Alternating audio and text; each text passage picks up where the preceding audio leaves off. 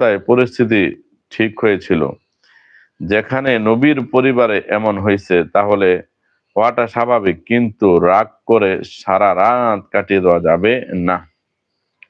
হ্যাঁ, প্রিয় মা বোনেরা, একটু খেয়াল রাখেন যে আপনাদের যারা স্বামী গ্রহণ করছেন, যারা বিয়ে হয়েছে, স্বামী আছে, মনে রাখবেন যে স্বামীর যদি অসন্তুষ্টি থাকে তাহলে আপনার নামাজ, আপনার আপনার এবাদত কবুল হবে না, স্বামী যদি আপনার প্রতি অসন্তুষ্ট থাকে।